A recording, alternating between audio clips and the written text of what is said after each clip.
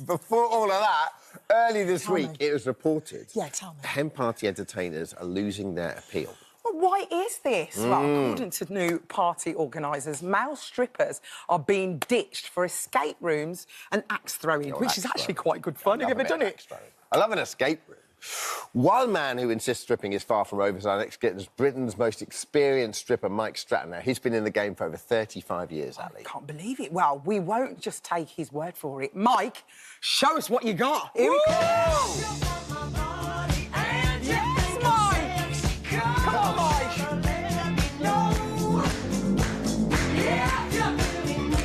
Oh, I like the acting, Mike.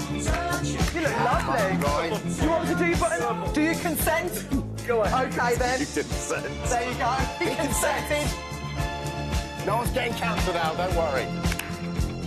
Yes, I'm Mike. not taking him off.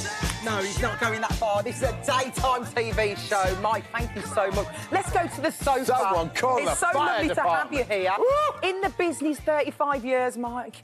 But there is one woman who definitely doesn't agree with what you do. It's our events planner, Liz Taylor. Welcome to the show as well. Welcome, everyone. Lovely to have you all. Mike, I can't believe you've been doing this for 35 years. Neither can I.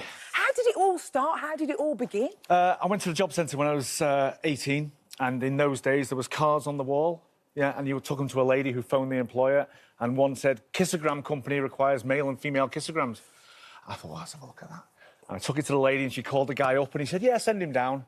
And he looked like Les Patterson, you know, the Damian Everage's other half sort of thing. And he was like, he said, you're a bit young. I said, well, I'm confident. How old was you? 18? 18. Oh, you was only a baby. It's been around Full Monty time, I suppose. Yeah. No, it was well before that. Was it? Full Monty was 1990. It was 1986, that was, when you were 18. This was, yeah. I can't believe you look so good. He gave me a show in a pub, and I was doing the show for this lady whose birthday it was, and he was in the crowd at the back, and he was laughing and clapping, and that was it. I was off. I suppose, literally, it's what people want of an event, right? So, but have you found that it's dropping off at all in your business? I found... What, dropping off? Liz, I thought you were keeping it classy. It's changed. Now, back in the day, there was lots of groups that toured the country. These days, the groups tend to stay in the same place, like the Dream Boys, for instance. They're the most well-known. Yeah. They have a show in Liverpool, a show in Manchester, a show in London, and the girls go to them. Whereas before, the Dream Boys used to tour the country. That's the only difference. There's still lots of solo work. There's more strippergrams these days. Yeah. What new things include butler service, you know, the buff butlers with the bow tie and the thing. That's quite popular now. And you also get, if a girl's on a hen do and they go out on the Friday night, the Saturday daytime, they can have, like, a life drawing model. One of us will come in and be a life drawing model. Do a bit of art. That's So it's far more subtle now, is it? Yeah. It's a bit less... Just hope the room's warm when you're doing it. Yeah. But it can be dangerous. One time, a client bit off more than she could chew, didn't she? Yeah. This is in South Wales, and I was walking through the end of the show. We all do a walk around, get a bit of oil rubbed in your chest and stuff, say hello. And I felt hands on my hips from behind. And I thought, oh, she wants to do a conga. No, she didn't want to do a conga. This girl gripped me and bit. It felt like somebody was stabbing me. No. Anyway, I ran off and I'm carried on and I've got back on stage. And I'm like, Mike, and I'm all blood running down the leg. No, she drew blood. Drew blood, yeah. Maybe she was a vampire or something. Do you know what I mean? What? That is terrible. I had to have a tetanus. I had to go to hospital and have a tetanus. No. Yeah, because I'm in, like, an atmosphere and all She that. probably got nervous and got a bit too excited. I don't know. It's weird, isn't it? Do you remember when Tyson bit someone here? Yeah. It's a thing. This was slightly different. Before we speak to Liz, can you just tell us about the story? Because, like, there's a really awkward, weird story about you getting booked for a funeral. OK. Yeah, agent called me and said, I've got a strange one for you, Mike. Bear with me. I said, OK, go on. And he said, this woman's died. Obviously, it's a funeral. And she said, in a will, she's asked for a... Do you know the Full Monty, the film? Yeah. Yeah. There's a bit when they're in a job centre. I'll stand up for this. I remember that. You did it. it. Stood there in the queue, yeah. wasn't it? Yeah. And the music's going. All right. Yeah. And it's hot stuff, yeah? That was the routine. And she wanted that... With the pallbearer? At a funeral, not the pallbearers at the back. And she wanted it next to a coffin. Yeah, that's what I said.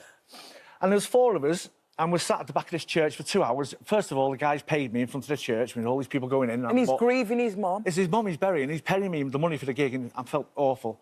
I said, so everybody knows about this, don't they? And he went, oh, no, there's only a couple of us know. Oh, my. Oh, my goodness. 250 people in the church. And so we're stood at the back for 2 hours while people are crying and eulogising and getting more and more nervous, like I am now, like I was back there. And then, right, here's your cue. Pallbearers walked through.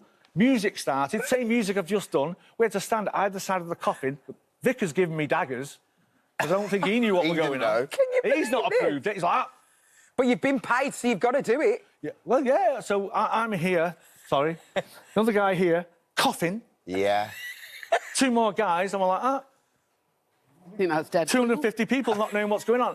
Oh, man. The thing is, I'm like, obviously, I'm standing up again. I'm shamed, and I'm looking down at this because I'm thinking, I can't believe I'm doing this. And I just looked up like I'm looking at you now, and this kid, he was about 8, and he was stood where you are, and he's like, and it's obviously his nan we're burying. Oh, no. And honestly, we finished the routine, did that, didn't take anything off, obviously, and the music ended, and we walked off, and out of 250 people, 3 people. Oh, God, that's awful. Did you hang around for the applause? Or did you just go? Well, normally after a show, you're like, oh, that was a great show, lads. See that bit when I did that? Oh, did you see that? That was really good. We're like that in the car. Stunned. Liz, let's bring you in. So has the world changed a bit? I'm speechless. Yeah, the world has changed a little bit. I think that, for me, the individual stripograms are intimidating. It's not my bag, and it's not something that I actually would propose to a client that's having a hen. And the event industry is so different now. So, I mean, I went to see Magic Mike in Vegas, and it's cool and it's fun, but that, to me, is very intimidating. It's not sort of in your face. Yeah. And there are lots of things. We just done one recently where a bride hired a house, and we made a bespoke Monopoly board for 14 of them to play. And we've got all the details from the girl, everything from sort of, you know, where she was born, where she went to school, everything. Oh. And we did a 6-foot square bespoke Monopoly board. And all the things that we had made were, you know, shoes, handbags, and they all engaged in it. And then you'd go on a square, and it said, take a shot. So you incorporated all the fun stuff that they want to do, and it was interactive and immersive. And I suppose with my serious event management head on, those are the things that float my boat. You know, we did one where the girl took a private plane to Paris, and all the seats had the people's names on and everything. So, you know, I'm high-end. You've got the money to do that. Yeah, if you've got the money. But if you haven't got the money, there are lots of things that you can do that involve everybody, rather than sit there. How many £100? Well, you shouldn't have told me that, because I could sell you for 500. Liz, here's the thing. If someone came to you and they said, listen, I really do want a stripper, would you angle them to maybe burlesque or something completely different? What would you say? Would you say it's outdated? Burlesque is totally different. Burlesque is a theme. It's the red, the black, and it's all the sexy outfits, and it's a completely different concept. And listen, I can give an opinion. They're paying me to give an opinion, and they're paying me for the experience. If they really wanted a stripogram, we use the butlers quite a bit, the butlers in the buff, but they're not in the nude and they don't strip. You just have a look at a few cute bottoms while you're having a drink of champagne. I suppose that's changed a lot for you, though, isn't it? I doubt you strip that, like, full frontal that much anymore. Well, I'm not sure. But also, it must be hard. I tend to prefer to go all the way. Do you? Because if you don't, you get booed. Are you serious? What, people would complain? When I first started, we never used to do it. Dream Boys and the rest of it, when I worked for them, we never used to go all the way. It was quite acceptable. Bow at the end. Yeah. But then, once a full Monty came out, it was expected. Really? And even now today, if you don't, you tend to get booed. I did a gram 2 years ago, let's say, and I said to the girl, how far do you want me to go? She went, whatever you do, don't go all the way. She's dead shy, she won't like it. Her mum's going to be there, blah, blah, blah. So I never. At the end, thanks a lot, girls. Boo! They all started booing. But luckily... it's quite hard for you, because you've got to gauge, like, when you're in that moment, you need to gauge, I suppose, how far you do go, what people are comfortable with. I normally ask them, do you want to see it anymore? Yeah. I think the problem is when you get booed when you have done it. That's when you've really got a problem. The room was cold. The room was cold. Well, it's such an interesting conversation, isn't it? The fact that it's actually gone down, it's unbelievable. That I can't believe that. But I hope from today, you're literally going to be booked every single day, as far as I'm concerned. Well. And so are you, Liz. Let's get this rate up a little bit. Come on. Your Hammond endorse is going to be Liz fine. and Mike, thank you so much. Thanks, Mike. We want to hear from you. What do you think? A male stripper is a hen party staple or a thing of the past? But more importantly, we want to know this today, don't we? Yeah, well, basically, we want to get your best hen do and stag stories. The wilder, the better, but kind of keep them daytime friendly, if that's